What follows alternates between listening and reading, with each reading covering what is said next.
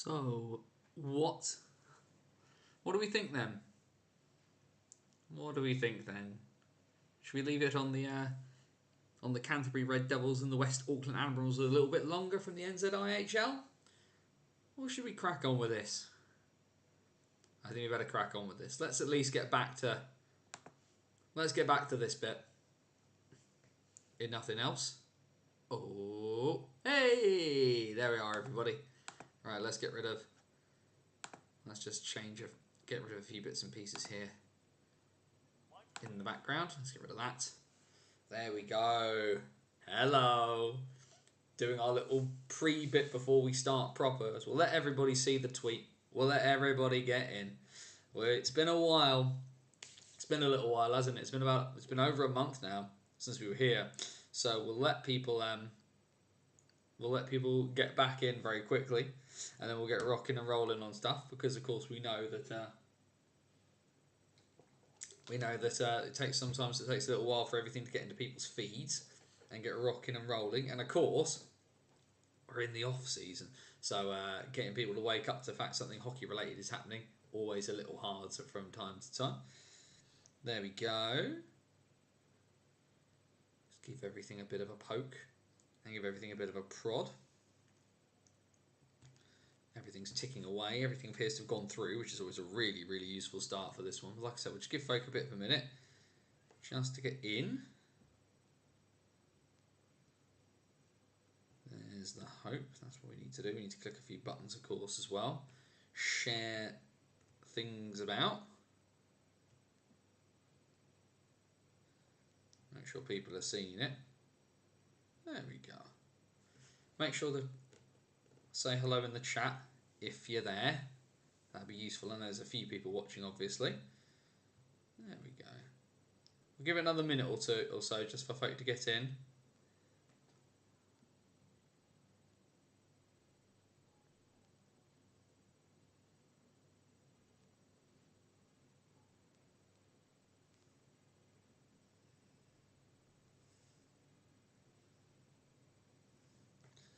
There we go.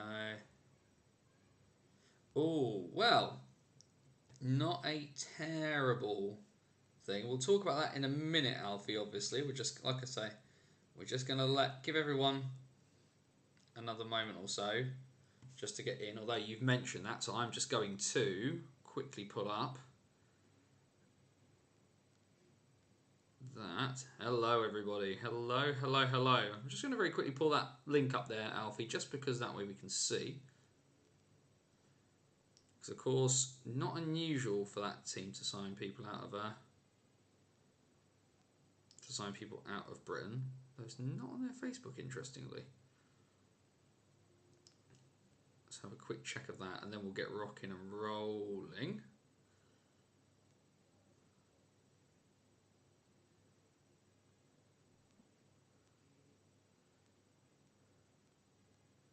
He's put it on his own Twitter accounts, at least, hasn't he? Yes, is he?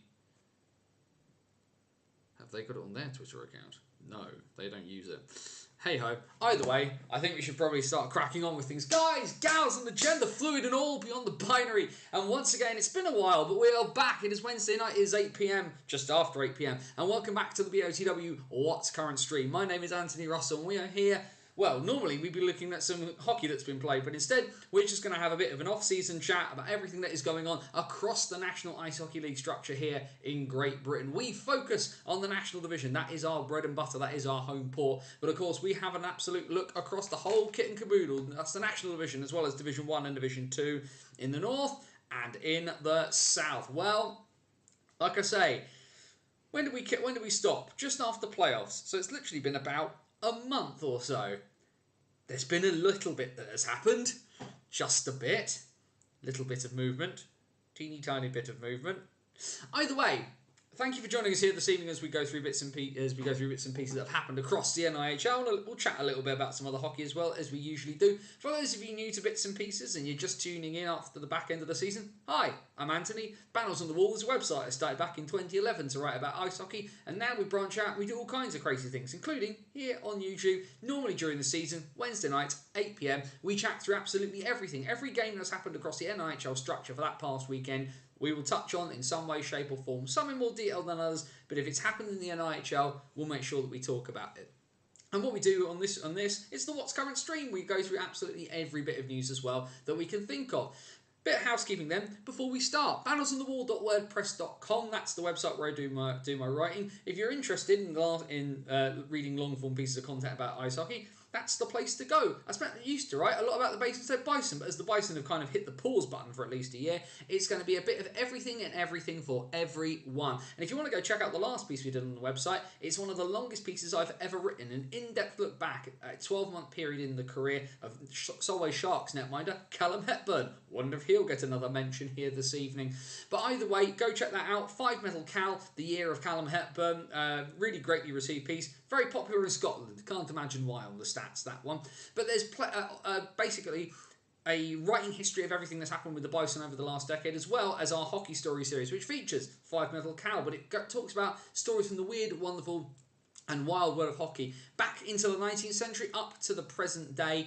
We talk to players, officials, we go behind the Iron Curtain into the middle of the Second World War and more besides. So a bunch of great things for you to check out over at bannersonthewall.wordpress.com. There's also our other links as well, facebook.com/bannersonthewall, Twitter at bannersotw. That's the best place to keep up with me and my usual ramblings. And as you might have seen over the last couple of days, and the link is down there in the description as well, BOTW is now on Buy Me a Coffee. Now, let me make one thing really clear at the top of the show before we go too in depth into talking about anything else. Banners on the Wall is not and will not ever go behind a paywall. Never going to happen, not my style. There's no money in British hockey at the best of times anyway, so forcing people to pay for something would be silly, especially when I've spent the better part of 12 years writing for the fun of it. And I love writing. That's never going to stop. However, with this upcoming year, and me not being in Basingstoke, what I'm thinking of doing is just offering out another avenue for people to contribute if you enjoy what you like, if you enjoy what you've seen. Help me fund some of the bits and pieces that come along with doing BOTW, so things like the Google stuff I have to kind of help me stream and to record interviews and bits and pieces like that. There's server costs that I have, and I'm not going to lie, it's not massively super extortionate. However, I know a few other places have sort of said, we have done Buy Me a Coffees. I know Mark Rackham's done one. I know 4,000 Account's done one, and I'm 100% not saying if you can't afford to, do not feel obliged to contribute. It is absolutely fine. However, if you do like what happened, if you do like the stuff that I do, and you think to yourself, it'd be nice to, then it'd be great to do. If you can, great. If you don't, it's absolutely fine. You are more than welcome here at BOTW for everyone, as much as we possibly can do. But it's there, and if you do want to contribute, that'd be fantastic. I'm also, and this is for those of you who like other bits and pieces, I'm going to kind of use it as well to kind of as a platform to kind of take commissions from stuff. Now this goes for clubs or individuals. If you'd like me to write a specific piece, then you can contact me through there. And if clubs want me to kind of help them out with sort of writing bits and pieces, you guys can contact me through that as well. It's set at commissions are set at £1, but ultimately there's a discussion we need to have, because if you're wanting me to do lots of stuff for you, then maybe that might be more than £1's worth of work. And basically, I just want to kind of use it as a filter to help me reach out to clubs, reach out to people. If there's something you'd like to see on BOTW, or you'd like me to help you with some stuff that your club are trying to do, drop me a line, let me know. buymeacoffee.com/BOTW. And the other thing, of course, is you're here on YouTube watching this. Hello, hello, hello.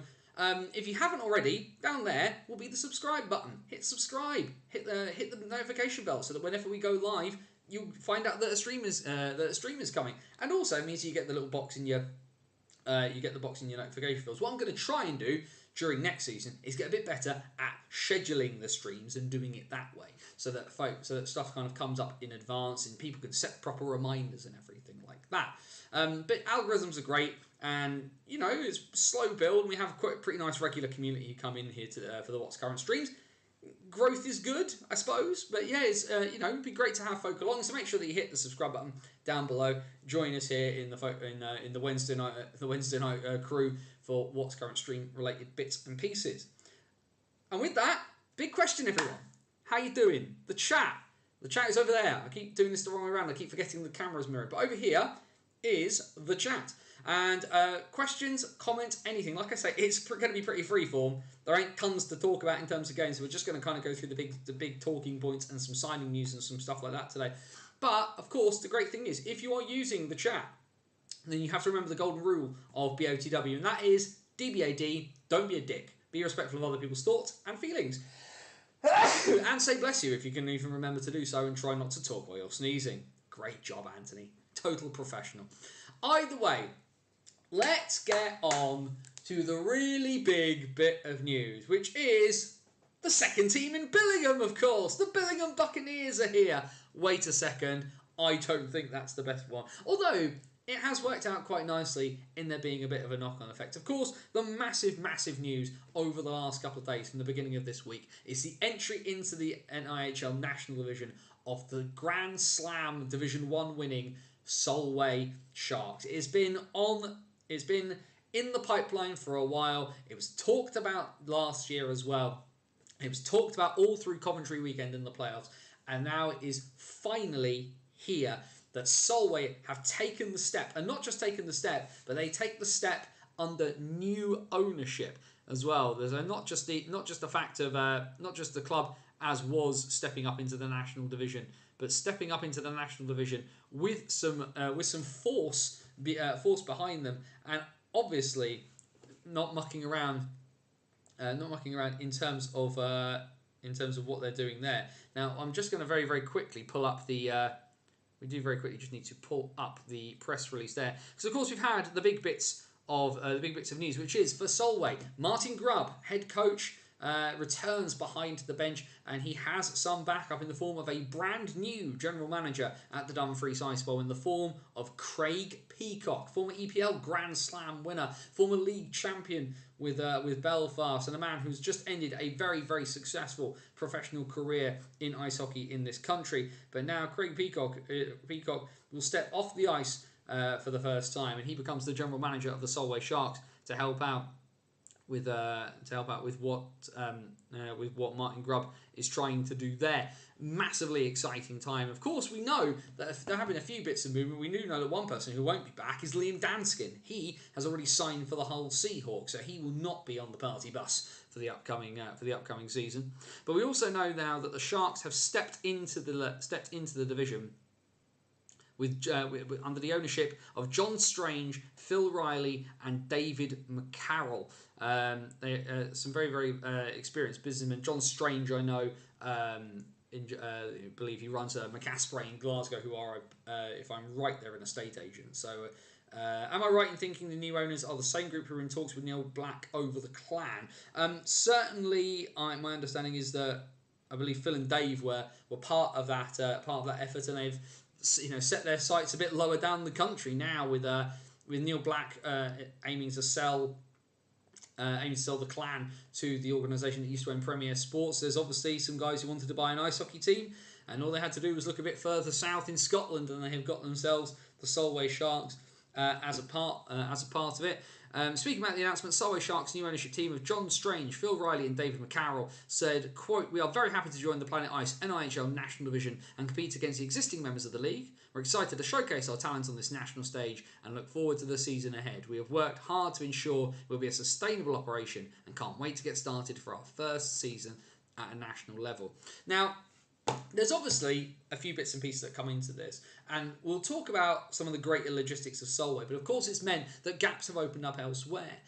Solway's gap in North 1, well, the Hull Jets, last season's league title winning, previous season they won the Cup and the playoffs in North 2. They will step into North 1 and fill that gap left by Solway. And you think about that North 1 now, that's left with a Billingham side that's on the up and has greatly improved off from the year before last. Last season, of course, cup finalists, second place in the league, Cup playoff semi-finalists as well. They have lost Finn Braden to the Leeds Knights, but that's still a very, very good roster and lots of young talent coming through. Of course, there Whitley under new direction with Tony Hand back behind the bench in the IHA structure as the new coach of the Warriors, and they have a new GM as well. With those guys having been involved together at the Murrayfield Racers.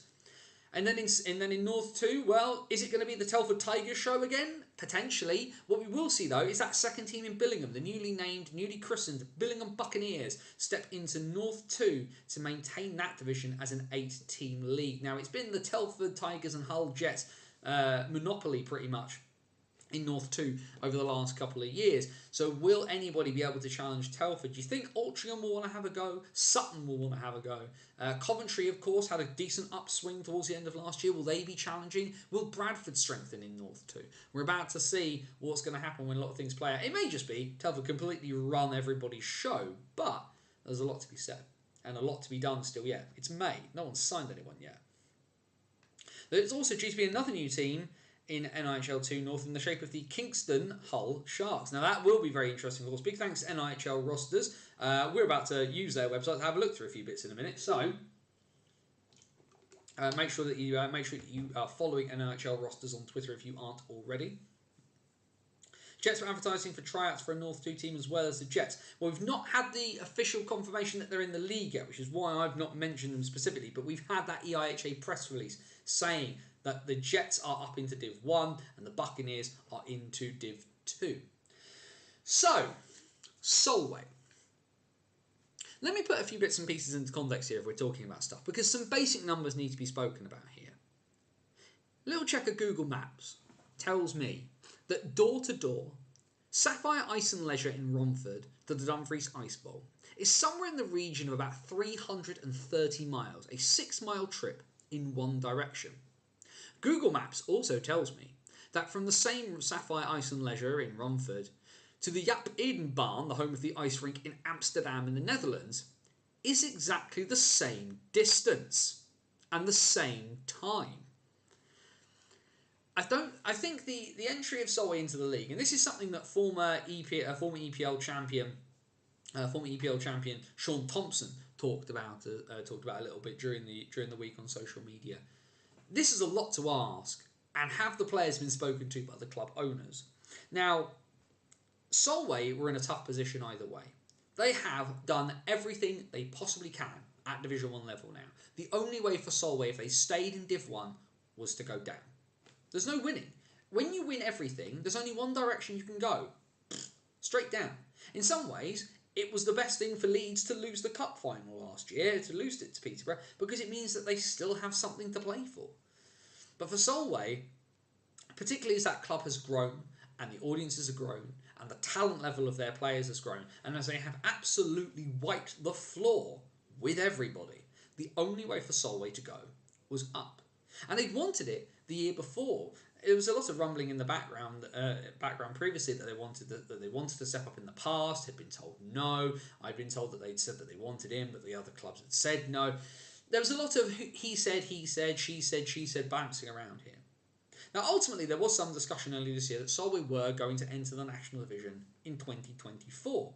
And particularly when it was announced that the Bison were going to stop playing, I immediately thought, and spoke to some people people who told me off the record, so I won't name names, that Solway were joining in 2024. There would be 10 teams for this season, and then the Bison would come back and Solway would step in as well. You immediately split the league in two conferences. Everything is hunky-dory, nice and easy. But Solway forced the issue. They needed to go, or at least they felt that they needed to go, and they needed to go now, because they were at the risk of stagnating and losing a core of these really, really good players. Like I said, Dan Skin, up-and-coming young defenseman, already gone. McBean, Dundee, full-time. If Solway didn't go now, they were going to lose guys and they wouldn't be in a position to step up through quality alone. Then, of course, as we've seen, the issues with the clan, where we had, the clan, the fans and these businessmen saying that they wanted to buy the clan and ultimately end up getting rebuffed. Well, you've got an organisation that needed some financial muscle put into it to help it survive what is going to be ultimately a tough year for Solway from the travel alone. And then guys that want to invest in hockey, they might be mad, but they apparently want to invest in hockey. So John and Phil and Dave have put their money where their mouth is, and they are now the guys at the top of the Solway Sharks. And this is an organisation that not just at senior level, but women's and juniors are bossing Scotland en masse. Like, it's not hard. All you have to do is have a quick squint at Solway social media to see the absolute level of dominance they are putting out there right now in terms of the ability to do bits and pieces. I get why players, particularly players in the south, are not going to be happy about this. 6 hours one way. Now, I did chuck something into the pot about this, which was having spoken to folk involved in the situation, that Solway have offered out bits and pieces in terms of double headers with favourable face-off times on the Sunday to allow teams to get home at reasonable times. Now, here's the thing: if you've got a 6 hour journey one way, you're looking to finish at 6. We're looking at 2:30, 3 p.m. Sunday face-offs, having played the night before. Now, this is going to work one of two ways. Solway is either going to become a fortress, or they're going to get walloped a lot. But Solway as well have to make that journey down. Solway are going to have weekends where they don't play at home, which is going to be a tough ask, I think. This is not going to be a year of Solway running the table. Now, don't get me wrong, and if you've read that piece that I wrote with Callum Hepburn, and I thank him for being so candid, this group believes that they can do damage. And there is a strong mentality amongst this core that they are not going to go quietly. They brushed Streatham aside with ease at Coventry. They made everybody in the north look silly. Look at it this way. Solway have not lost a game. They've not lost a game since October in North 1. I get why they're stepping up. Questions, comments, anything else on the Solway situation? We've got a few bits and pieces in here. As long as fixtures are planned out intelligently, there's no reason it can't work. Big risk is teams ending up going there short benched if things aren't well thought out. That's a big question as well, and it's something I chatted to when I chatted to Callum about it as well, because obviously some teams in North 1, particularly those teams further south, whether it's like Solihull or Nottingham and things, you know, a few guys did get a case of the Solway flu and didn't want to travel that weekend. But Solway travelled pretty short to a few games themselves. There were games in Nottingham where they only travelled with like 12+1, and you know, I think this will be the difference here will be, you know, Solway can't travel light either, because if you think of like however good that Solway group is, you go down to Swindon with 12 skaters and Callum Hepburn against like Nell and Malazinski and Pekodzi and, you know, well, Bullas will be there because of course he'll be there, but you know what I mean. Like, Solway have to take this seriously as well, and that added investment is hopefully going to be the kind of the impetus to make guys want to do it. Regardless of face-off times, a 12-hour round trip for a game is huge. Yeah, and I think it's easy to kind of look at like minor leagues in North America where, you know, they're bus leagues like the ECHL. Teams will travel ridiculous distances to play games and guys will be on the bus to do it. But those guys are also pro. That's their job, is to do ice hockey. You know, guys in the NIHL, you know, the imports are going to get paid, but you know, it's going to be a tough one. It's going to be tough for everybody. Additionally, double headers for travelling teams means hotel stays somewhere for the road team. That's not going to be cheap either, potentially. No, but that's a really easy sell for an organisation to make. We've joined a league. Teams are going to be needing to stay somewhere, and you know, block booking is going to make things exponentially cheaper, and also you potentially get a sponsor out of it as well, because not only are there going to be the players in the hotel, fans as well. Like, there's going to be a lot of extra hotel traffic heading up to Solway this year. And you know, if you're in Hull or Sheffield, you know, you might gut that trip out and just kind of roll with it. But Bristol, Swindon, Bees, Raiders, MK, Peterborough as a 6 as a minimum are not generally gonna, if they're doing a double header, that's like 6 teams worth of players and guys with the team, coaches, fans, right? it's a really easy sell to bring some of that cost down because you are guaranteed business here. So yeah, it's not going to be easy, but it's and it's not going to be super cheap. But there's definitely ways around this. Do not be surprised if there is an official Solway Sharks hotel coming out by the before too long. Will all Southern teams, and I include MK Peterborough, get a double header weekend, 6 months, one team plus a double header weekend per month? Yeah, I genuinely don't know. I genuinely do not know on that front, Jamie. I think that kind of remains to be seen as we knowing things the fixtures when we sorted out to the middle of August at this rate. Swindon and Leeds both have 2 local hotel sponsorships. Don't know if other teams have the same deal, but it's a smart opportunity to do some collective bargaining. Very much so. The Bison have long had hotel partnerships involved with them. I don't know if the Bees do, but they obviously have that travel company who they work with, that travel website that they're involved with. I don't know about the state of hotels in Peterborough and Milton Keynes, but certainly in Hull, they're probably going to stick all the fans in the top of the Whittington and Cap. Sorry, Tommy, but there's definitely, like I say, there's a lot of things, whether it's Premier Inn, Travel Lodge, Village Hotels. There's chains that there's work that can be done here on a collective level. The NIHL owner said they wanted to work on a more on a collective level, do some more of these bits as a collective. Here is a perfect opportunity where you've let in a team that's quite a way north to do so.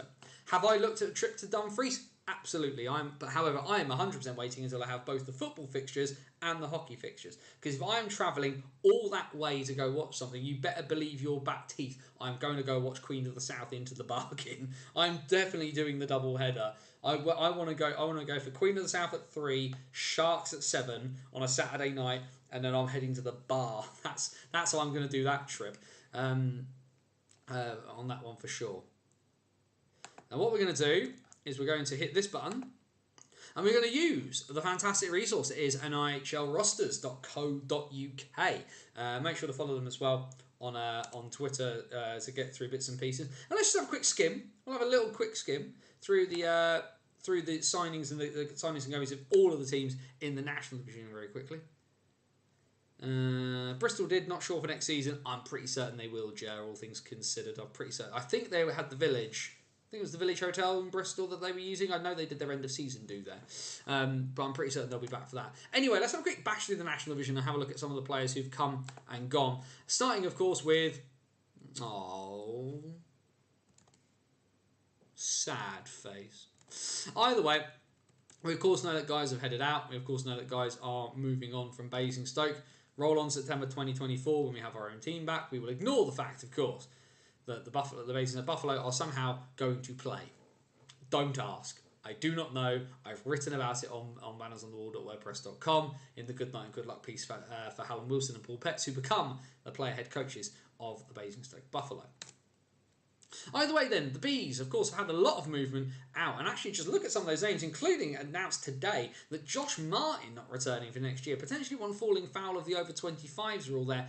But for me, that feels like a very, very odd announcement there, especially when you consider that some of the guys who were, they didn't have a massively deep roster, but such as to get rid of Martin feels like an interesting one. So unless he's chosen to go somewhere else, then it's hard to say. MK have been linked with every player and his dog in the league. That's because Tim Wallace keeps sending out offers to every player in the league and his dog. So that's probably the reason why. But look at the list of guys who've gone out for the Bees. Galazzi retired. Goss retired, which was a little bit of a surprise. And then a raft of guys who they've just announced as not returning. Alan Lack, JJ Pitchley heading back east. Dan Bradley not returning. Luke Jackson.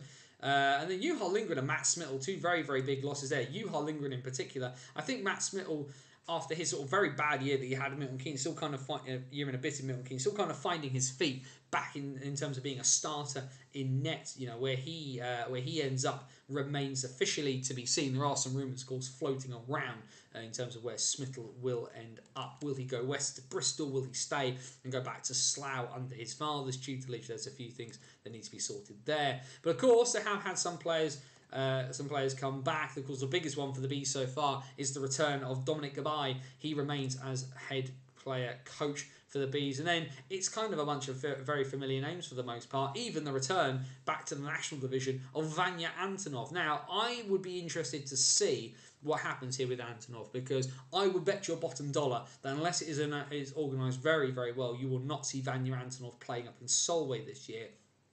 Antonov has always put his work very, very much ahead of his hockey. I feel that we'll be seeing a lot of Vanya Antonov in Slough. We may not see quite as much of him further up the country. But Stuart Mogg, the captain, back for another year. Harvey Stead, so some initial solid defensive re-signings. Dan Rose back, Will Stead back, Ryan Webb back, and I've said this before, I think Ryan Webb is one of the most underrated players in this division in terms of his work ethic.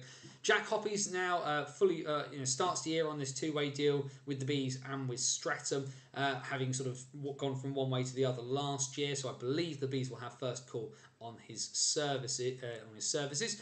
But yeah, and then also two new signings. The first two Bison announced as leaving the herd. Brendan Baird and Aidan Doughty both return to the Bees, having played for them previously. Of course, massive news that Aidan Doughty is in a position where he's able to sign for another team.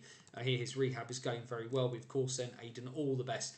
Having seen the hit that broke his back live, I'm just pleased that he's able to play again, and that is very much all that we need to say on that. And then, then we go west. We go west to Bristol, and Jamie Elson putting together his roster in over in the West Country. Now, there's a couple of names obviously on the way out. Ben Solder has been announced as departing, and also with Joe Morris, he's not returning to the Pitbulls either. And of course, the really sad news that Tamas Elias needs to have shoulder surgery that is going to keep him out for the entirety of 23-24. We send Tamas our best, obviously very, very potent in his time for the Cardiff Fire and Bristol Pitbulls when they were in NHL 1 South. Of course, guested a bit, was in and out of the lineup for the Pitbulls last year, but very sad that anybody has to be out for that sort of length of time. We hope to see him back in 2024 along with the Bison. And then it's a lot of very, very familiar names for the most part for the Pitbulls. Mason Lipsey, Jay Warren, Bailey Harewood, their captain Owen Sobchuk returns for another year. Another 2 years. Another 2 years of Sam Smith. He returns on a. Sam Smith is a really interesting player because when he was in Basingstoke, I'm just pulling up the PR for Smith because it says here on NIHL rosters, and I'd missed this, that he's on a two-way. So I'm just interested as to. No, there we go. I've just misread it. It's just said 2 year. I thought it said he was on a two-way. Went completely mad there for a minute. Professional. But yeah, so Sam Smith back for 2 years, which is really good for him. And then a couple of really interesting new signings. Reece Cochrane signs from the Fife Flyers of the Fife Flyers up in Scotland. So another one from up that way who's made his way down. The Scots seem to love Bristol. And then definitely at the moment, one of the more interesting signings of the season so far. Ralph Sesenis, fresh off of what can only be described as his redemption year with the Peterborough Phantoms, picking up a Cup Winners' medal with the Phantoms, leaves Peterborough, and that very, very structured style of play with Slava Kulikov that really almost, not entirely, but did a lot to rehabilitate the image of Ralph Sesenis, and he now joins the Bristol Pitbulls. I'm really interested to see how this comes along, because I think that being in an environment like that. I think being in an environment like Peterborough worked really, really well for Ralph. So the fact he's leaving that after a year, I'm very interested to see how this shakes out for him, because unfortunately Ralph does still come with a lot of baggage, and 1 year does not, one swallow doesn't make a summer. I hope he's turned the page, and I hope he does really well there. And I said this last year. And of course, Adam Harding. Will we see Harding ice much this year? Of course, had big issues last season. We wait to see whether Harding will actually feature much on ice. I think Sobchuk was on a 2 year deal. He wasn't. No, he was on a 1 year deal initially. He is back for year 2 though. Harding's deal was 2 years. So this is year 2 of that. And then there ain't no H in Hull. And only actually one departure announced so far from the Hull Seahawks. Bobby Streetley announced as joining the Blackburn Hawks of NHL 1 North, which is fair enough on that front for Bobby. He should be able to be much more impactful for the Hawks than he was for the Seahawks last year. For a team that really kind of needs a bit of a defensive kind of shake-up, if nothing else. Obviously, we know that Tom Stubley has re-signed, but two new defence, Declan Balmer is back as well, but two new defencemen. Tom Barry joins from the Leeds Knights after winning 2 trophies there. Big addition. Tom Barry is not going to be a number one defenseman for the Seahawks by any stretch, but he adds decent secondary scoring, and he has he's got some legs under him. He can do a bit. Decent shot, decent hands, should be okay on that front. And then, as we've already mentioned, Liam Danskin, who was on a 2-way deal last year between the Glasgow Clan and the Solway Sharks, steps in. Now, as you will notice, that announcement came very, very close to the other announcement regarding Solway.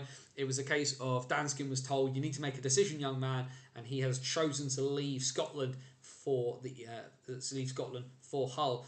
Otherwise, then the other big news in Hull, we've of course had a few of the names back. Towner back, McLaughlin back, Salem back, Bruton back, and if you've not had a chance to watch Owen Bruton, make sure you do this year. This young man has got potential. But then the two big signings, the big captures, the return to Hull of Lee Bonner and Bobby Chamberlain. And a big shout out to the Seahawks social media team, because that announcement for Bobby and making him do a video where he goes, "Right, you've all got what you want, now make sure you buy season tickets." Best moment of self-awareness in British hockey for quite some time on that front. This looks like Matty Davis has managed to retain a lot of the good bits, and now he's started to augment. Players, I think, didn't sign for Hull last year because they wanted to see whether they could make it through. Could they survive the year, or would they be a flash in the pan and disappear? Well, they've stuck and they've stayed.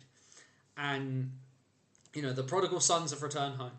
And I'm really interested to see who else kind of signs on now for next year, knowing that Hull, with the bits and pieces they got behind them, with Matty, with Joe Lampler, what's going to happen in terms of staying, in terms of being able to keep this going. But like I say, some really interesting additions, some really interesting changes so far for the Seahawks. Then the champs at the moment, they have they've got a few bits and pieces going on. Just the two departures, as we've already mentioned. Tom Barry off across to the other side of Yorkshire, and Tate Shudra. It wasn't a 2-way last year between the Knights and the Blackburn Hawks. His deal with Blackburn is 1-way at the moment. There is no mention of a 2-way in the press release from the Hawks. So Shudra, who, the Hawks are part of that wider development organisation that kind of takes in Blackburn and Bradford and Leeds and Manchester in the Elite League. So Shudra, kind of realising that he needs a season of playing a lot of minutes, steps down into NHL 1.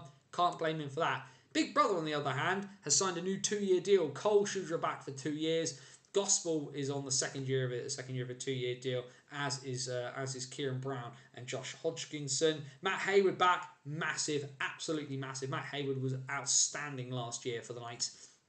And then really, Jordan Griffin obviously re-signed the other day. And really the only newbie so far is that Finn Braden is going to be full-time for the Knights next year. Now, will we see potentially him get loaned back to another team, potentially Billingham, if something happens and maybe he gets a little bit hurt and needs some time to come back up, or needs to get some minutes doing some different stuff? Will we see him go elsewhere? Absolutely, entirely possible, but massive for Braden. He was stellar at the end of last season and really showed both for Billingham and Leeds what a future this young man has in the game.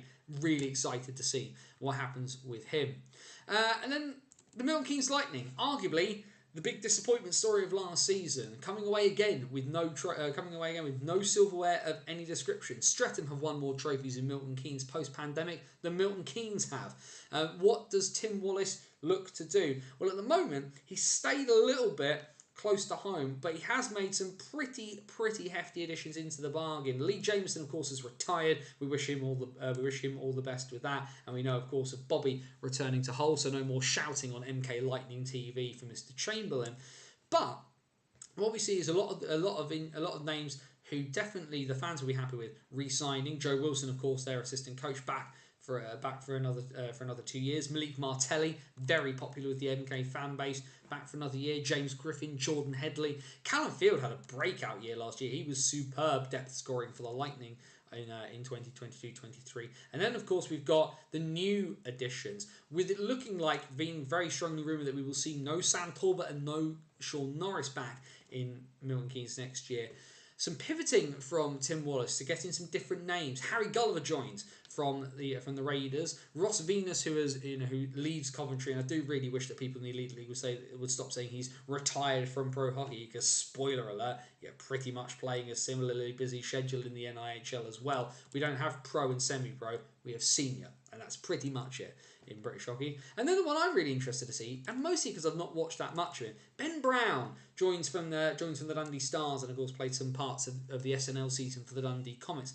Really interesting to see what he does, and whether he's coming in as you assume he's coming in as that sort of third line scoring depth, to kind of work alongside somebody like Callum Field.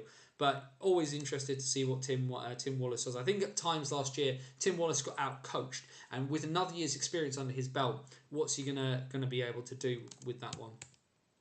Peterborough then, it felt like they've had an absolute string of people. It felt like there's had a lot of people kind of going in and out, and they've probably had a few more departures than a few fewer departures, than I think in my head, but it's probably because of the level of those departures. Nathan Pollard not coming back is obviously very, very sad, but I feel like he's fallen foul of the over 25s rule here. Sasenis, as we know, gone. Glenn Billing has reverted back to Swindon. Luke Johnson, we don't know where he's gone, and Ryan Bainborough will not be back either. Bainborough, of course, not returning because it looks like, and despite the massive rumours that they were going to go down the import netminder route, Peterborough announced that they will run with 2 British netminders this coming year. Jordan Marr and Tyler Delabatouche will be the netminding duo next year for Peterborough. Jordan Marr last year, I think, had probably one of his best years for quite some time.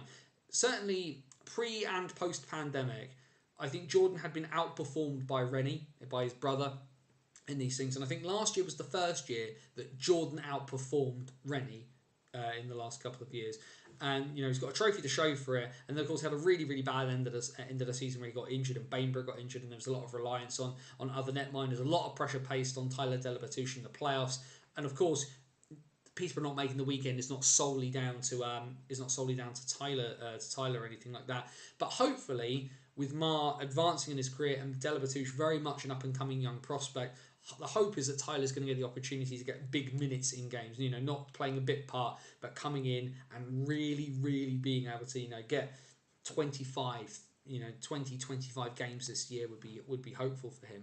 Otherwise, a ton of re-signees for the most part. Nobody knew at the moment really for the Phantoms. Archie Salisbury signing on full time. Of course, he's still very young, but great developing prospect, and it's all names everybody remembers really. Joe Gretton, the latest to be announced. He was announced by the Phantoms earlier today.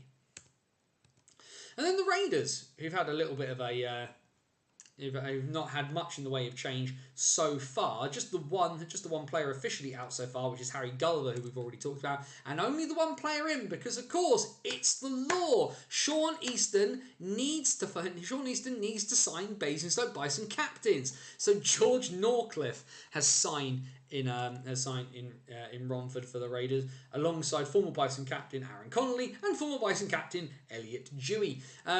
Let me say this though, Raiders fans, you do not know how much of a gem you have signed. Watching George week in, week out is a joy. He's going to frustrate you at times because he gets very frustrated with himself. However, you will not find a better team guy in this division than George Norcliffe. Really looking forward to see what he could do. And some other rumours of other Bison players potentially going across. Nothing confirmed as of yet. We'll talk about it when we go. But otherwise, lots of big names from that side that made the playoff final. TJ Anderson and Marco Pascali both step up full time. TJ Anderson in particular last season. Whenever I saw him, always impressive. Always did good things. Pascali looked absolutely brilliant at Coventry weekend, as did Anderson with his 2 goals in that first semi-final. Otherwise, like I say, for the Raiders, lots of big names that you recognise. Getting Aaron Connolly to come back for another year, massive. Ethan James, I think didn't have the greatest of regular seasons, but I think it will. If he can have a really solid year in net this year, I'm interested to see who backs him up. There's some rumours of Brad Windybank leaving the club, but again, kind of remains to be seen what happens on that one. Sheffield, well, they initially had Greg Wood coming back, and now they don't. So the coaching carousel, a very, very big deal there. Lots of rumours flying around. Obviously, Jason Hewitt is an immediate name in there. Jonathan Phillips, having retired, is an immediate name in there. Another name, of course, who's not a billion miles away from a base up there, and of course does need a coaching gig now. It's actually Tate. So yeah, definitely not a name to kind of throw out of the mix there. But lots and lots of returnees. Lots and lots of returnees so far. Lee Bonner, of course, has departed for Hull. Tom Dermott, the only sort of real addition so far. He guested up from the Nottingham Lions last year and has impressed significantly to the point where he has been signed full time. But some of the big names back from last year: Dimitri Zamostra plays on. John Kirk, Matt Bissonette. Lewis Bell returns for another season as well, and of course one of my favourite players, and certainly our friend Jamie McElroy, one of our favourites from Jamie McElroy, Vlads Volkanovs, who was brilliant last year. Took a couple of games to warm up into the national, but bashed his way through and was brilliant all the way through. Solway have announced nobody yet. The only confirmation that we have is of guys who've left the Sharks so far, which is Gordon Horn, Richie Bentham. They both retired at the end of the Shark Slam, as our friends in Dumfries like to call it. And as we mentioned, John McBean joins Dundee full-time and Liam Banskin joins the Hull Seahawks. Swindon have a bunch of players already announced because they announced them in the middle of the season because that's what they do now, apparently. We did have some news out of them relatively recently about players departing. Ollie Stone taking a year out from hockey to kind of recover from his injuries. Loris Taylor and Ben Nethersell will not be playing for the Wildcats next year. And Floyd Taylor has retired. I'm still waiting to see whether he turns up in the AIHL. Now he's apparently moved out to Australia. Otherwise, it's all returnees for the Cats. And again, a lot of their big names: Nell, Plews, Malazinski, Bebris, Marr, Jones and Bacozzi all back, with the addition of Glenn Billing. He joins, as we mentioned, from Peterborough, back in the Swindon shirt for the first time in a while, though I believe he's out there. Zach Yokoyama to potentially be the third import spot in Sheffield. Feels like Volkanov's 2.0.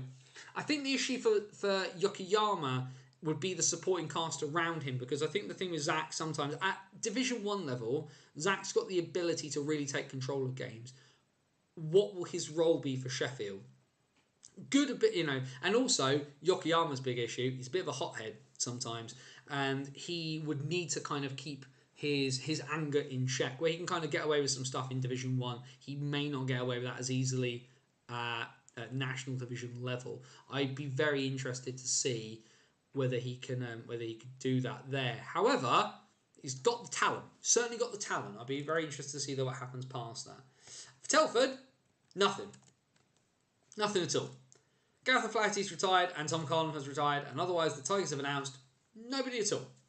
Not a dicky bird. Zero. The anti-Swindon. Swindon announced far too many people in the middle of last season. Telford have just gone, nah. No, not doing it.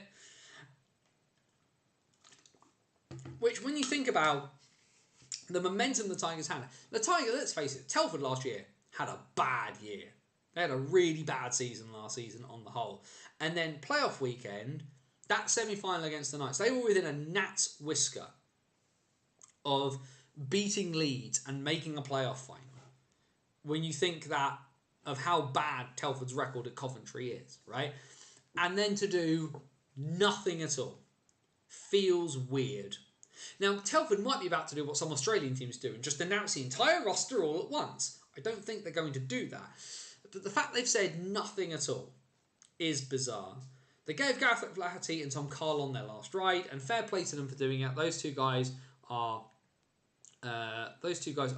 been great servants of the British game, and I'm really interested to see what they do here, because the fact they've announced nobody at all. The five flyers of the NHL signing announcement policy. Well, let's see if they've not announced anybody by August. Then yeah, I'll agree on that one with you. I don't think I could disagree on that one with you.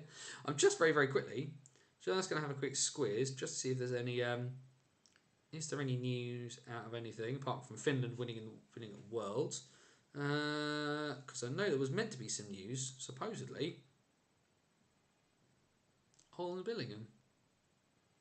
Have Billingham announced anything? Didn't Peterborough just do that a few seasons back? Just announce everyone in one. The Bees definitely did it. The Bees did one where they announced an absolute raft of guys all at once. It's normal, I'm told. Every year they say nothing. They feel this is quiet even for them. This is very, very quiet even for them. Let's just have a quick squiz. Have Billingham announced anything like I thought they were going to do? Where are they? Also would help if I didn't have to put in stars and you just get absolutely everything all at once. Yes, Peterborough did do that one year. I wasn't impressed. I mean, yeah, fair play. Like, why not? I think this is the thing. Like, people can not like it, but by the same token, like, there is a rationale to it, because you might wonder about, like, and you know, Jer has put that there.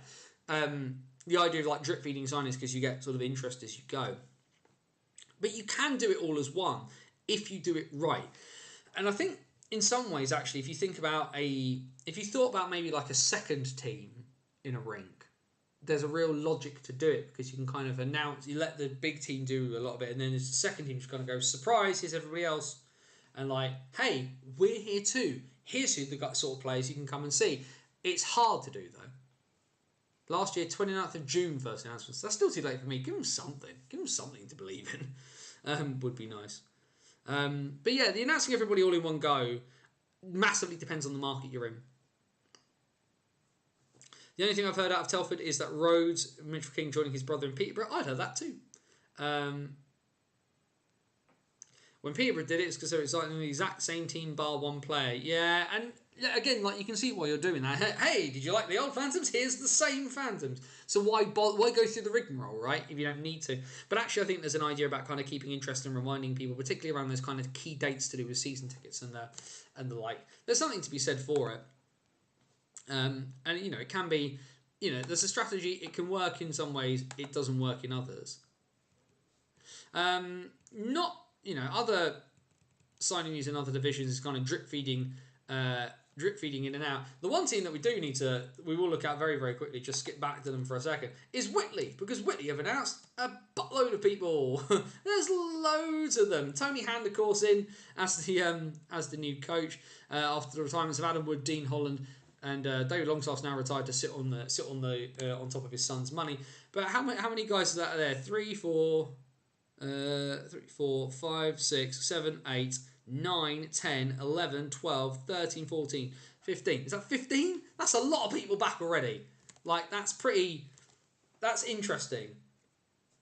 That's really interesting, the fact they've started re-signing so many guys from a team that last year arguably kind of went a bit stale under Longstaff's leadership.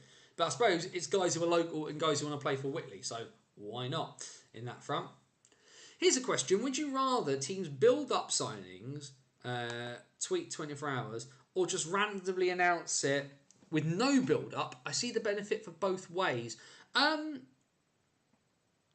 think it kind of depends on who it is. Pre-announcing certainly helps me be ready. Yeah, and obviously, you know, there's some occupational bits do help on that front. I really think it depends who it is, because, like, and this isn't to kind of denigrate people.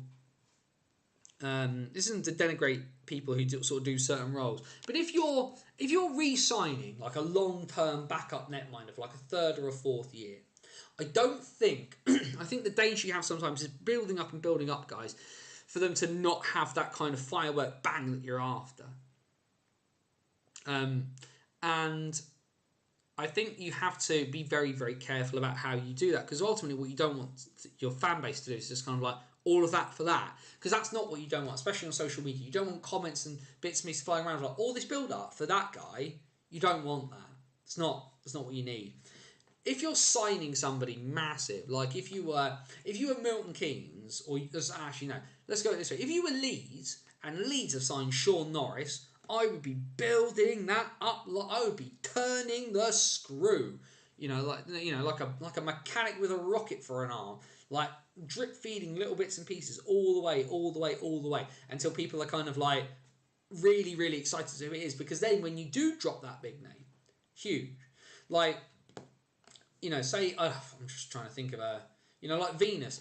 I thought maybe MK would have built up the Venus signing a bit more, but I get why, you know, Ross Venus has been a solid rather than a top level Brit in the Elite League. So you can see why maybe they didn't quite twist it as that. Could be a top level Brit in this league, of course, but you know, a middle six guy dropping down from the Elite League is, you know, it is what it is on that front, and it's big, but not quite the level where you might want to do things.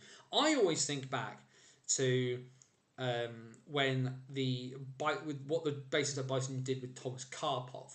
For those who aren't familiar with him, Czech import, signed him from Telford, had a year where he basically scored by just breathing on things.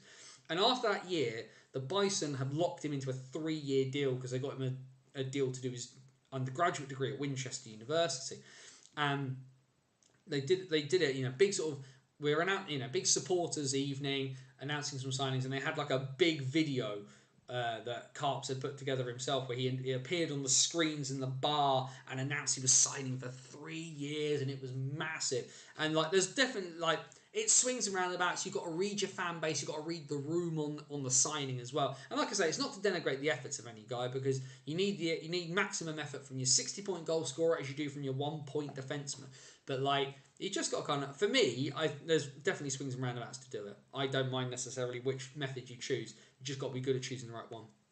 Really surprised me after announcing Tony Hand, they haven't announced any new signings. I wouldn't be surprised to see a few Scottish guys come down.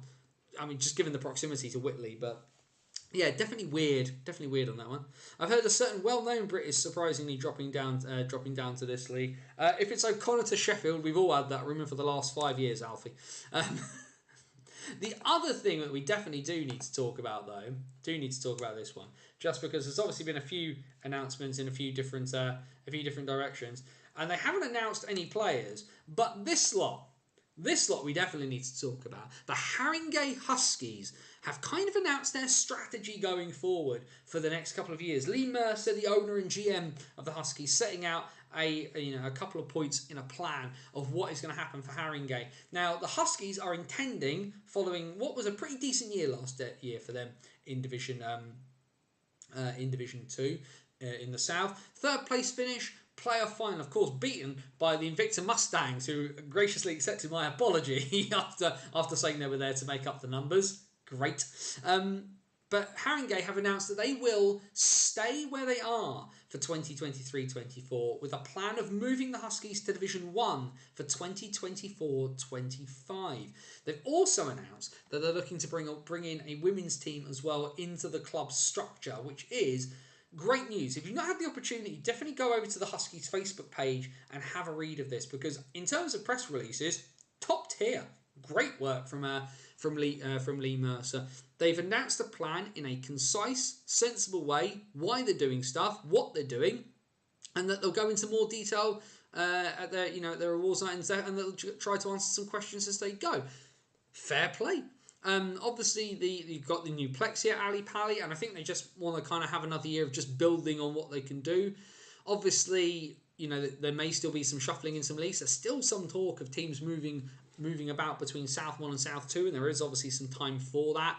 But Haringey, who had been rumoured to be wanting to step up, say that for the moment they will stay where they are and then step up the following season. So, you know, definitely interested to see what happens. I assume a lot of last year's Haringey roster will come back, but what I want to see is maybe some guys who join seeing the project, as it were, you know, knowing that next year there's an opportunity to play Div 1, and that they will kind of hang around to kind of do that. Really fascinated to kind of see what happens on that front, and of course with everything else, not tons going on. Although the new rink at Lee Valley is open. What will that do for the fortunes of the Lee Valley Lions this season? Will they be bottom again? The last team in the league, as it were.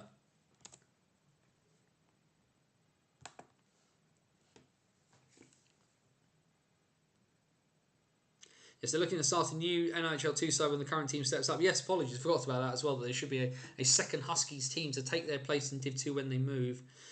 Could we see a link up between Solway and Whitley? The pathway will be good. SNL, Whitley D1, Solway National, Glasgow Elite. I think a bit remains to be seen on that front.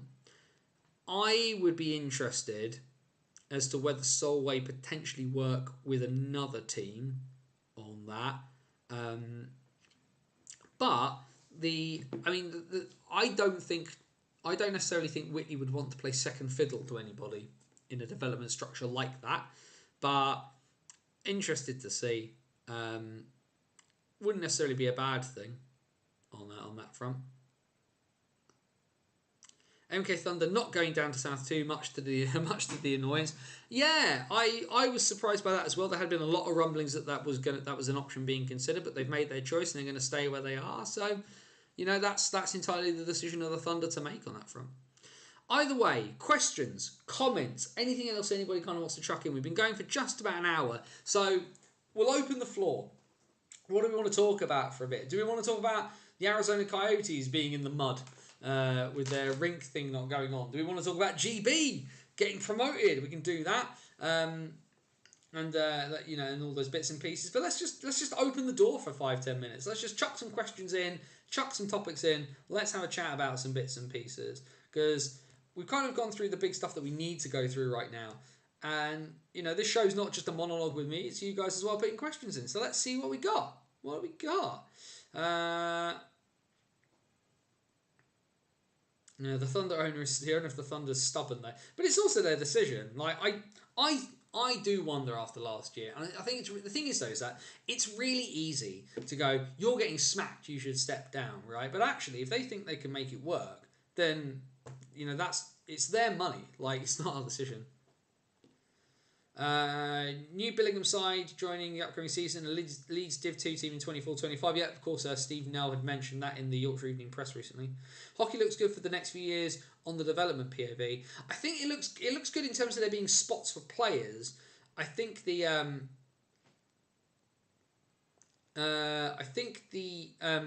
issue is how well people get developed. Because it's all well and good having spots, but players have got to do stuff with the spots that they're given. NHL rumours and what players are rumoured with who? I must confess, Steel Dogs fan, I've tried to only deal in rumours that I have had a hand in. So there's not some of them are just crackers. I will comment on stuff that I'm aware of. Of course, I'm but one source in a sea, but. Yeah, not generally our style of things that we do here. It must be said, doing tons and tons of sort of like the rumour mill kind of thing. So, like, quite happy if people have got specific ones that they want to chat about, then I'll do that. And if I'm aware of anything, I'll comment on it. But we don't normally just kind of do the rumour mill here, mate. That's not normally our style of thing. Bring back Quebec in place of Arizona. Supposedly Utah was probably the thing that was mentioned quite a lot recently, as was Houston. In the sources in the various markets there.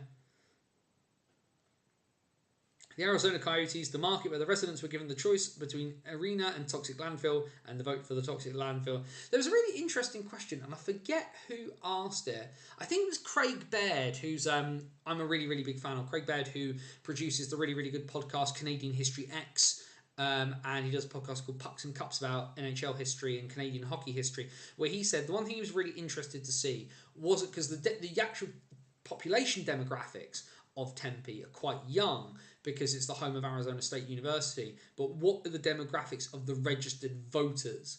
Because he wondered whether it was old people going, this isn't for us, kind of thing. On that front, I do want to see someone put some decent money into Lee Valley.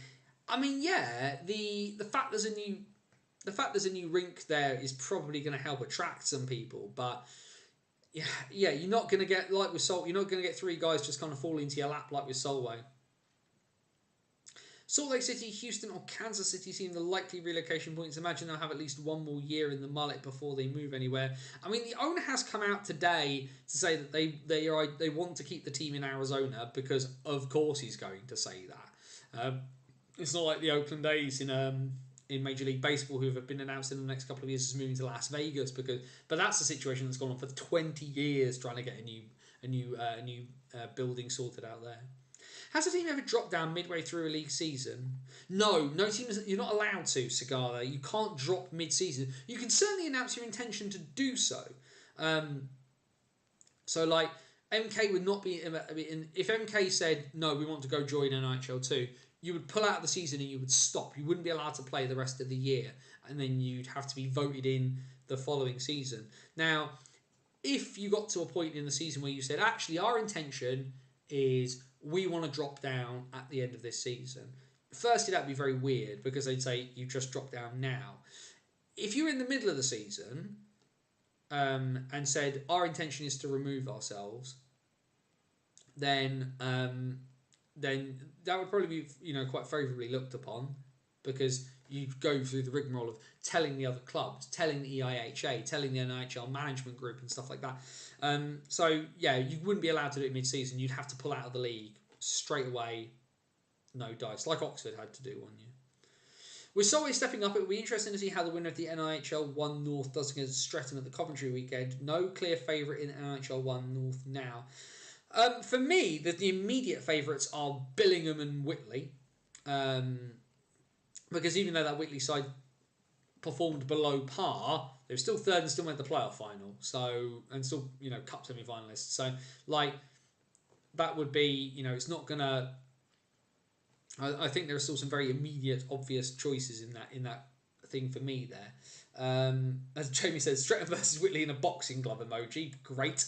That would certainly be very, very old school hockey, that one. And as we know, Whitley do play a very physical game. What's in the capacity for Lee Valley? I heard 800, which is true, is good. But will it hinder them in the long run if they want to join the national? I heard it was 700, and it might do. But that might not be their idea. They might not want to. The idea for them might be to be a development club. Not every team can be a Cardiff, can be a Nottingham, can be a Sheffield, and maybe Lee Valley wants to see itself as a place that develops players rather than being a team that comes into the national. I think that's the thing, is that this isn't like football where every team kind of wants to get up as high as they possibly can. Sometimes clubs are projects more than they are purposeful in that getting as high as possible. So it's like everybody talking about Leeds joining the Elite League. Like, I get it, because they were so dominant last year, but and people have sort of said, the gap from Division 1 to the National Division is massive, and then the gap from the National to the Elite League is even bigger. I don't think the gaps are as big as people say they are for individual players. What we're going to see from Solway is how they augment their core. Because I think there's a lot of guys on that Solway roster who have wanted to make this jump with the Sharks. So Callum Hepburn ain't going anywhere. Ross Murray not going anywhere. There's a few guys who are question marks. Peter Gapper didn't start last year. He might opt out, or he might be like a third import for home games. Struan Tonner's like 31, 32. Is he going to want to do all that travel with a family and stuff? I don't know. But the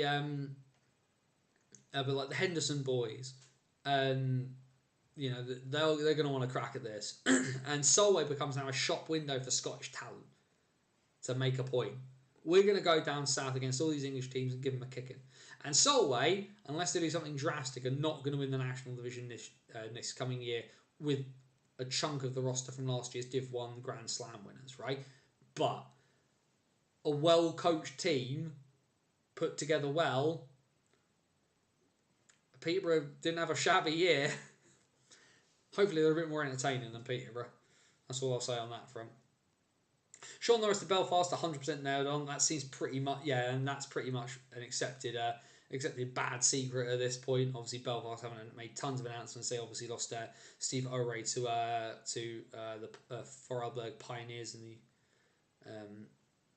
the Ice League. Scott Henderson will be a fun one. He will, yes, he will. He will be a very, very fun one. Very interested to see how he does. He does on that one. But other guys as well, like Stuart Kerr. He'll be interesting to watch. What will they do with the defence, especially with no Danskin there? What contacts now? It's not just Martin Grubb's little book, but it's Craig Peacock's little book as well now.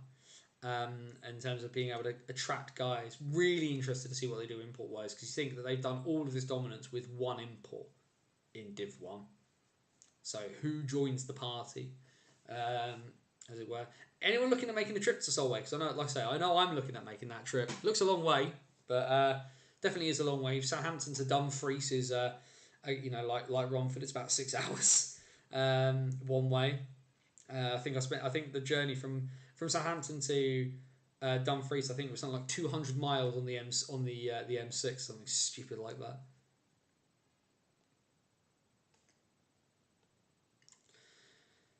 But yeah, Scott Henderson in the National should be a lot of fun. Should be a lot of fun. Let's get rid of that quickly. Like I said, we'll just double check, see if there's any other news coming in.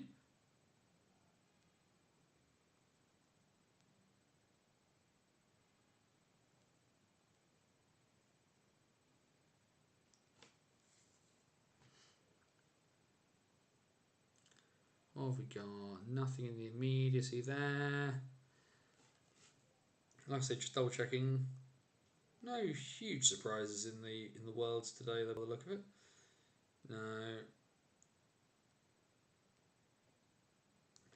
No, nothing big in the immediacy that I can see. Totally off piece, but here. But what do you think about 1 and 2 having their own playoff weekends given the attendances? I think the big issue. Oh, sorry, and the second comment there. Personally, would like to see them combine 1 and 2 north of the weekend, the same in the south. They could fit the fixture somehow, although it could be tough to do. I think the big issue is that the weekends are contingent on the clubs combining as a unit to promote it. And that's definitely not something we've seen happen in Div 1 and Div 2 to the same way that we have in the National League. It's an accepted part of the landscape because it came with the EPL. So when the teams dropped down and they brought the weekend format into NHL 1, it was hardwired to do it, right? And few teams kind of got involved. Whitley got really involved. Whitley fans that year in commentary were amazing. So like that was good. But I really don't think the teams have kind of, certainly the teams who are less likely to be there, I don't think have kind of joined in that thing that you need, which is all the teams going like, this is the big shiny thing at the end of the season. Everybody come on down. Combining Div 1 and Div 2 weekends, I think, is probably an option. I would not be massively surprised if we don't see those divisions just return to their old formats and doing two-legged quarterfinals, semi-finals, and finals. And the argument from people will be that it worked. And like, don't get me wrong, I've watched like playoff finals, first and second legs on the Isle of Wight and stuff like that back in the day in Division 1. A lot of fun, and it definitely has its advantages. But there's something to be said for finals weekend. But I come with that bias of having seen it in the EPL and seen it from the Elite League as well, that if you do it right, it can work. But it's contingent on the teams wanting to all being in it and doing it together. And I think the interesting one, the South 2 weekend had really decent attendance by the look of it. So it kind of bucked the trend. So what will South 2 do? Remains to be seen on that one. Will they want to stick with it? Potentially not. But then again, the UHA might just be stubborn and just go, we're doing it anyway. Both Hamill brothers and Max Stewart's a Solway, maybe. I know, and we got this from Callum Hepburn, obviously, in the piece I did with him, that Cammy Hamill was very, very popular, very, very popular in the room at Solway. So if they're staying national, for him coming back wouldn't be a huge surprise. Do we get the other one? Again, it could be, your brother playing somewhere is always a good thing for you. Max Stewart, but I think he's more likely to stick at MK out of, he had a decent year with them, so he might stay there. I'd love to double header. Potential 13 brand new sponsors for the upcoming season. Obviously, some teams will sign imports from other national teams and bring back previous guys, but overall could see 13 new guys. Yeah, 13 brand potential for it. I don't think we will though. If nothing else, Malazinski's already back. Sobchuk's already back. Like, I eventually will see quite a few returnees all in all.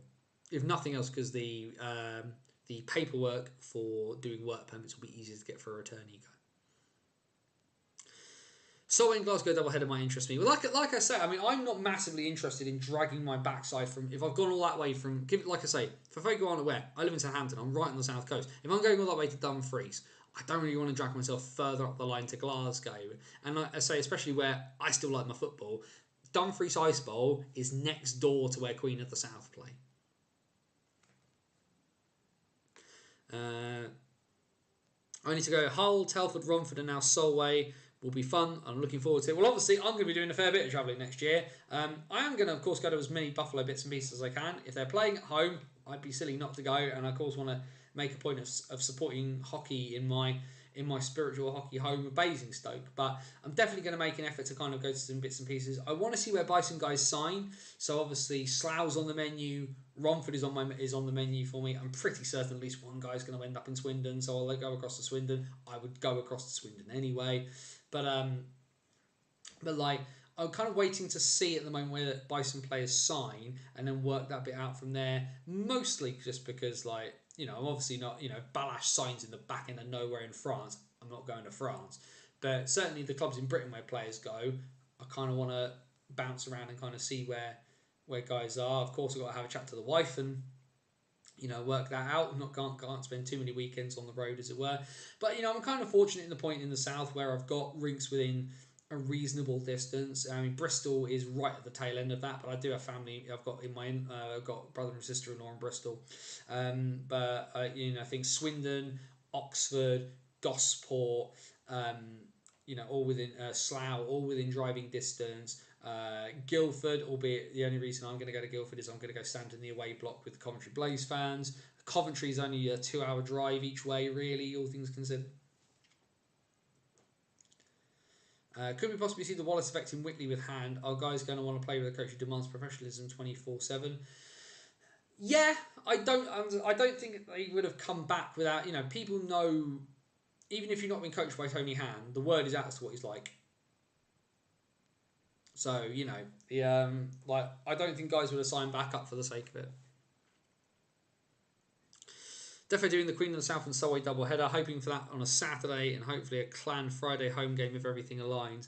Yeah, I mean, I would probably gut this out and drive, so I don't think I'm going to drive to Glasgow in a day and then watch hockey. I'd be too shattered. So I'd get to Solway and kind of crash. I think it'd be what I'd do there. If Div 2 Wildcats are playing on a Sunday, that's a priority over an away game. Yeah, fair enough. And I understand. I know Sigoli, you do. My understanding, you should go to a fair few Div 2 games. So fair play on that front. Will you be wearing your coat aggressively if you're in the Guildford away block? I will be sneaking the carrot, is what I will do. This is the Coventry Blaze tradition. In that front. But yeah, no, I do have a Blaze jersey. I have a Brad Cruikshank 2010 title-winning Coventry Blaze jersey because, you know, if you're going to get Coventry Blaze game worn, have that one. That's the one to do it, I think. Either way, we're at the 9:20 mark, and I think what we'll do is we'll say last call for questions, comments, and anything else anybody wants to kind of chuck in there. Let's just double check and see if we've had anything out of the Sky City Stampede, because like I say, Brendan Walcombe has put them in his bio. Is there anything on Elite Prospects about this? Trending players.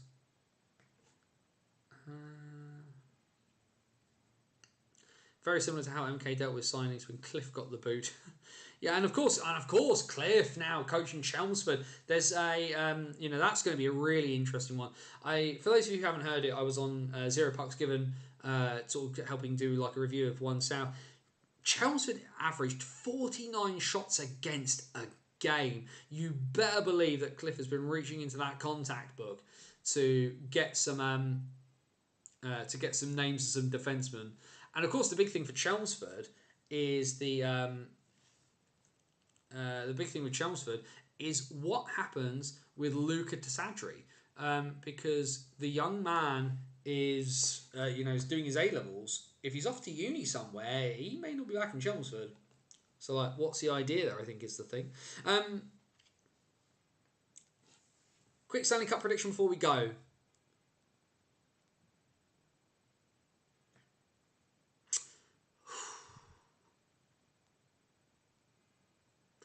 I think we get Vegas versus Carolina. Vegas in 6. I'm saying that because I don't like Carolina. But I think Carolina will beat Florida. I think Florida's kind of good run will kind of sort of hit a bit of a like Carolina are play a very very good team game, so I think they will. I think Florida might struggle with it, but I don't like Carolina, so I'm not going to say they're going to win. And as a Bournemouth fan, we're owned by the same guy who owns Vegas, so I want the Stanley Cup at the end of Boscombe Pier. Rumoured to go into Slough with the bees for territory. I had heard this, but I think there's some discussion again. It kind of depends where he ends up with uni, so we'll kind of see what happens with that on Luca. Certainly nothing is set in stone at the moment. Superb player. Would love to see him get a big shot at the national. Big friend as well of Tyler Della Batouche. So I want a national division game where you get the two of them against each other. I think that'd be really cool. Sky City stat, yeah. So NHL roster says they've checked and there's nothing there. So all it is him having put it in his bio, so it's just not been announced yet by the look of it.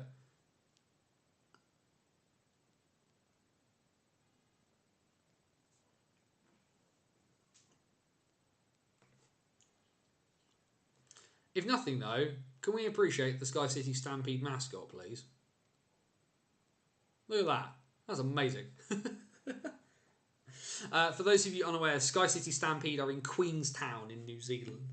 And they were, of course, the NZIHL was on our starting soon screen as our obscure hockey starting screen. If you're not aware, the NZIHL broadcast all of their games for free on YouTube. Admittedly, they do start quite early in the morning sometimes, like a 5:30 a.m. face-off. But if, like me, you have a small child and you're up at about 6, you can get a lot of it, and then you can just watch the games back anyway. And like I say, it's on YouTube for free. Now, I personally am a bigger fan of Australian hockey than I am of New Zealand. I pay for AIHL TV. 40 quid every game is pretty decent, all things considered. Player break signing embargo? Surely not. No, probably not. Do you think Liam Stewart will re-sign an MK, or do you see him staying in the States for the season? I think it depends on how much he wants his own, on how motivated he is post the birth of his child. He might just want to hang around. Let's face it, he ain't going to be short of money. And as Jamie's just put there in the chat, Stewie is the ultimate wind-up merchant, so you never know what's going to happen with Liam Stewart. Liam Stewart to Solway. That would be there's the rumour for you. Liam Stewart to Solway. let's throw this one out there now, because what would it mean? It mean he'd be within shouting distance of Celtic Park if he needed to be. If everything aligned, he could be at Celtic Park on a weeknight for a Champions League game.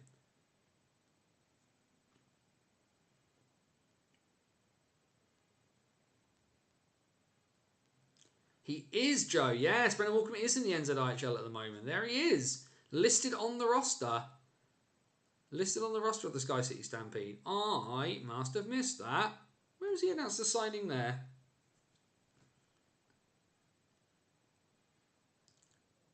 Where was he announced the signing there? What does Elite Prospect say about this? Nothing. Great. Good. We've all missed it. I haven't seen Sky City play yet, but I don't know. I can't think off the top of my head how many games Sky City have actually played. Are they playing this weekend? Let's have a quick check of the. Let's check the NZIHL YouTube whilst we're talking about it. NZIHL. What have they got on their list? They have not put up. They have not put up what games they're showing this weekend yet. Sky will call it there. Bannersonthewall.wordpress.com, your number one source for all things now related to the NIHL, because I can't write about the Bison anymore. Hey ho, but we're going to find stuff to write about. Player cut, and also, of course, as the Bison disperse to the winds, you will have you and your team. If you're getting one of them, you will get the most in-depth look at your new players you can possibly get.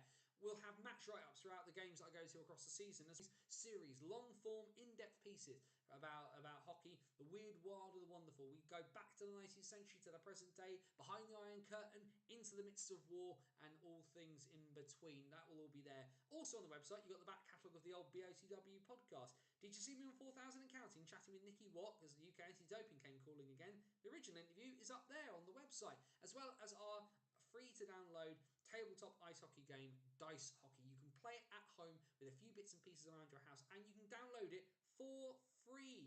No charge. All I ask is that if you do enjoy it, please consider donating a few quid towards Parkinson's UK. My dad has Parkinson's and it sucks. So let's try and get some money towards some research for that. But there is a bunch of stuff, 12 years worth of content over at bannersonthewall.wordpress.com. Facebook.com/bannersonthewall if you like getting bits and pieces through your newsfeed. That's where to go and follow us. Hit the like button there. Every piece that goes onto the website and a few other pieces besides come through the Facebook. Twitter is @BannersOTW. That's the place where I do a lot of my rambling on about bits and pieces. And hockey Twitter is both insane and fun all at once. But that's generally where I'm most active on bits and pieces, as well as here on YouTube. If you haven't already and you're watching the show, when we run, we're live at 8 PM on a Wednesday. This is our May off-season special. We'll be back in June for another one for bits and pieces, so make sure to join us then. But also, like I say, if I do any video interviews with anybody, they're coming up on the YouTube channel. So go below, hit the subscribe button, hit the notification bell, so when something comes up, you'll get it first. And then roll on September, where we will run every week, Wednesday night, 8 PM, all the way through the NHL season. And of course, if you have seen, I'm on Buy Me a Coffee. The link is down there below in the video description. buymeacoffee.com/BOTW. If you like what you see and you want to contribute, you can do. Please do not feel obliged. If you can't afford to, don't sweat it. If you'd like to, it's great and thank you very much. That'd be appreciated. Or if you'd like to commission me to write something that you're interested in, go to buymeacoffee.com/BOTW as well. You can commission me for bits and pieces through there. And there we are then. Had a month off, had a bit of a rest, did a lot of writing. If you haven't already and you would like to contribute towards NHL Stats, British Hockey Yearbook, make sure you get in touch with Joe over on Twitter @NHL Stats. I have written the review for the Basingstoke Bison. It's one of the hardest things I've ever had to write. It sucked to do, but I'm very, very proud of it, so make sure that you go and read that when that comes in. But there we are, done for a little while. We'll have another couple of weeks away. Let's see what builds up, and then we will come back in June to go through it all again, unless something big happens in the interim. You know what I'm like. If something happens, I'll be there. Room's still a tough room at times, but if you can be happy, and if you can't be happy, then please do be safe. As my friend Scotty Waz would say, take care of yourself and somebody else. For bannersonthewall.wordpress.com, this is Anthony Ross saying stay safe, and so long till next time. A few things in the pipeline.